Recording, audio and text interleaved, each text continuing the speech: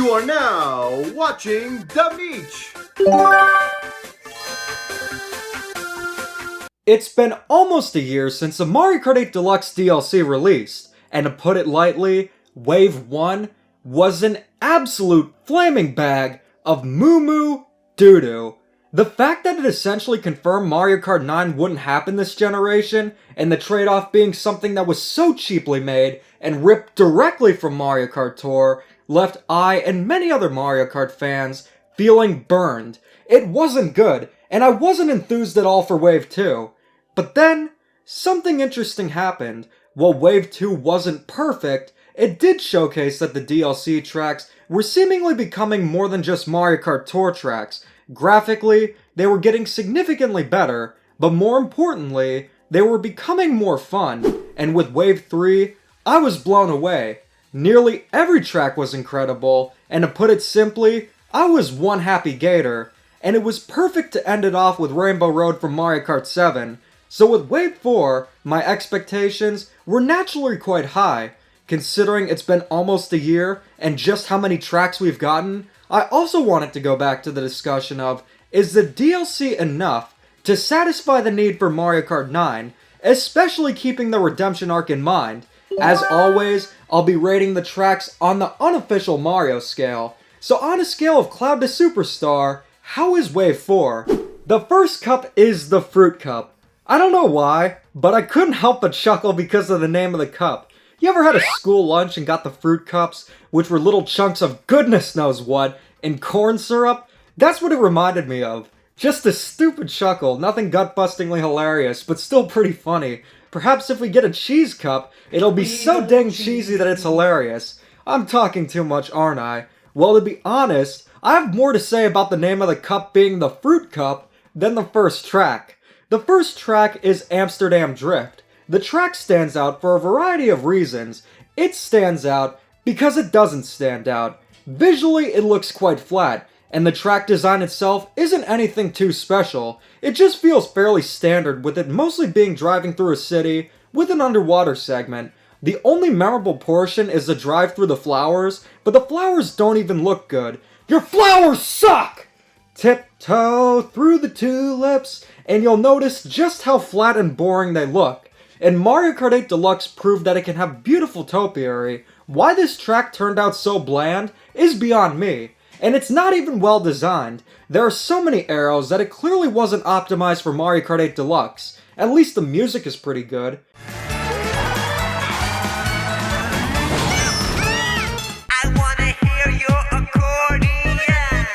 Maybe if I were to pull an Amsterdam while playing this track, I might be able to enjoy it slightly more, I guess, but in a completely stable state, despite me being one insane gator, Amsterdam Drift is not good. Disappointing start, to be honest. If you know anything about me, my favorite retro tracks are often from Mario Kart Super Circuit, not because it's my favorite Mario Kart, because it's far from it. There are a lot of cool themes, but going back to Super Circuit isn't exactly a smooth ride. But my goodness, the minute I saw this track, my jaw dropped. And I've never had plastic surgery. The track itself looks gorgeous. Everything is incredibly detailed and it feels right at home with the base tracks. But just like with girls, stunning looks alone aren't the only important factor. Is the track fun to play? And wouldn't you know it, you bet it is. The layout of the track is great, and it's inhabited by many Tuies, relatively obscure Mario enemies that are new and exclusive to this track. We had Womps and Berlin Byways, and now Tuies. The DLC is including brand new mechanics and obstacles, which is a huge surprise, but a very welcome one at that. You're racing through the park, and even do some spelunking in a cave. It's an all-around excellent track with a great layout and an awesome theme. Many of the most popular Mario Kart tracks are from Mario Kart Wii, and DK Summit remains one of the most memorable and is a fan favorite.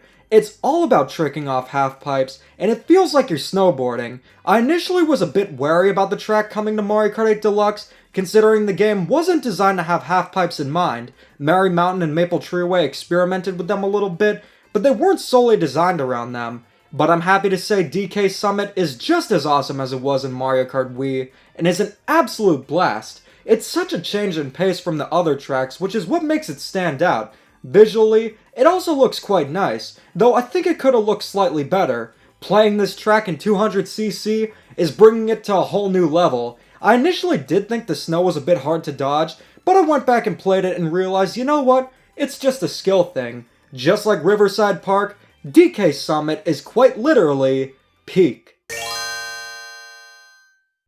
I often feel Mario Kart doesn't have enough tracks based on the actual Mario games. That's not discrediting tracks by any means, but it's always a treat getting tracks like Luigi's Mansion and Delfino Plaza, and to end off the Fruit Cup, we have an entire track based on Yoshi's Island, which is what I consider to be the best 2D Mario game. Sure, you could say it's a Yoshi game, but come on, it's called Super Mario World 2. This track takes you on a tour of Yoshi's Island, taking inspiration from the classic Super Nintendo game. How can I put this?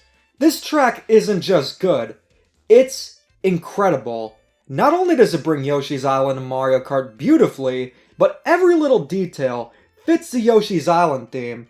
Before starting the race, you'll hear the level start jingle from the game. The coins are replaced with Yoshi coins, and even include the sound effect from that game. And when you clear a race, you'll hear the level clear jingle. There is so much passion and care put into this track, and it's clear the developers loved making it. Not only does it pay excellent homage to Yoshi's Island, but the track design is so dang good.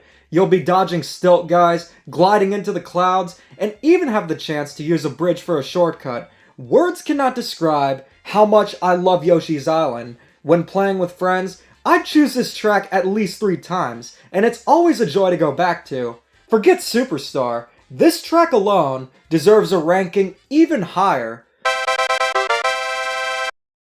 The Fruit Cup might have had a rotten start, but it very quickly redeemed itself. Even if it had 3 bad tracks, Yoshi's Island alone would have heavily redeemed it. But you guys know me, I don't settle for less, and I'll gladly be a cheerleader for Nintendo when they've earned my praise. But not only do we have another cup being the Boomerang Cup, but we got quite the surprise. Birdo was added as a playable character, and it might have taken nearly 6 years, but we finally have more characters in Mario Kart 8 Deluxe.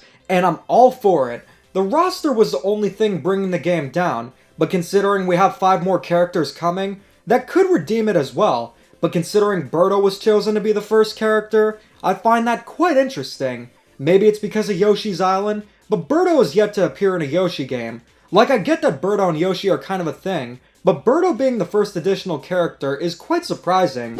Moving on to the Boomerang Cup, we have 4 more tracks. Let's hope they keep the momentum of quality going. The first track is Bangkok Rush, which takes place in Bangkok, Thailand. Now, it's no wonder why Birdo was added as the first character. This track takes you through the streets of Bangkok, and unlike Amsterdam Drift, this is a really cool track. The first portion takes you through a lake where you can trick off boats, then you'll race through the downtown, all topped off with a section where you can jump off the roofs of a parking garage. My only issue is that the track feels somewhat cramped. I get congestion is normal in big cities, but leave it out of Mario Kart, will ya? This is one of the best city tracks, and an overall solid track. I don't understand why people dislike this track so much. Though admittedly, it could have used more Birdo though. Yahoo! There's no shortage of great tracks in Mario Kart DS. Luigi's Mansion, Delfino Plaza, and Airship Fortress instantly come to mind. So why on planet Earth, which is about to be recycled, did they bring over Mario Circuit? This was a common discussion surrounding Wave 4 considering there are so many better tracks from DS to bring over, but I'm solely rating these tracks based on their own merits. What do I think of Mario Circuit DS? The best way I can put it is that it's the most Mario Kart track they could have possibly put in the game. It's the most vanilla track you can think of, outside of Vanilla Lake that is. The theming is standard Mario. I do like the new Super Mario Bros. Aesthetic, but it's really not that interesting. The layout is fine. I like how the third lap has you dodging a giant wiggler, but there's not much going for this track. I do like the music, and I think it's better designed than Amsterdam Drift, but it's so forgettable and a really weird pick for a track. Here's something new. We finally have a track from Mario Kart Double Dash. Waluigi Stadium makes a return, and it's similar to DK Summit where it's centered around half-pipes and tricks. Those debuted in Mario Kart Wii, and I'm glad to say they decided to remake the Wii version instead of the one from Double Dash. This is overall a really fun track and is a blast to play. The rule of thumb is that if a track has Wario or Waluigi in the name, you know it's going to be good. And I think visually, the track looks quite good too. I do think the mud is a bit too shiny, and a dirt texture like in Bone Dry Dunes would have looked nicer, and I find the tire obstacles to be a little bit annoying, but those are just nitpicks. There's a huge difference between slightly shiny mud and the fiasco that is and was Toad Circuit, because it still looks great and is a blast, though if I'm being honest, I don't think I like it as much as everyone else does, but it's still a great track. Hee I got it! Finally, we have Singapore Speedway. This track takes you through Singapore at night, complete with skyscrapers and neon lights. This seems to be a favorite out of Wave 4 city tracks, and I can definitely see why. The presentation is really cool, and considering my love for neon colors and lights, the theming really stands out, but playing through the track itself and focusing on the layout, it's still a very well designed and fun track. It doesn't have a unique gimmick to set it apart like the half-pipes in DK Summit or the boats in Bangkok Rush, but it's a very well designed track, and it definitely feels at home in Mario Kart 8 Deluxe. This is another track I don't think I love as much as most do, but it's still an overall fun track. And guess what? There's even a Mario Strikers Battle League reference. Can't believe they put that whole game in a Mario Kart 8 Deluxe. Hee I got it! And that was Mario Kart 8 Deluxe Wave 4. There were some very notable aspects, one being the abundance of city tracks. Some consider Wave 4 a miss because of this, but I'm all in favor of having the city tracks regardless if they're not the best, because unlike the other retro tracks, Mario Kart Tour's tracks rotate on a bi-weekly basis, and these city tracks are only playable once in a great while. The ability to play them whenever I want is well worth the trade-off. I do think they could be better optimized for 8 Deluxe, because there are a lot of directional arrows and they can feel a bit congested, but they're not short like they were in Wave 1, so that's a positive. I also feel the graphical quality of the DLC in general, while much better now, still leaves more to be desired. Riverside Park and Yoshis Island look excellent, but Mario Circuit and Amsterdam Drift, not so much. Thankfully, it's not consistently awful like Wave 1, but I just wish the presentation remained consistently excellent. But there were two things that really stood out about Wave 4, with one being quite obvious and the other a bit more subtle. There is a lot of enemy variety when it comes to the obstacles. You have Tuies, Stilt Guys, Fire Piranha Plants, a giant Wiggler, and even floaty Goombas. It's really cool seeing them here. They also act as sort of new mechanics, making these tracks feel fresh and different. I feel the city tracks could greatly benefit by being more Mario themed, and these enemies certainly do help. I want to see more of them.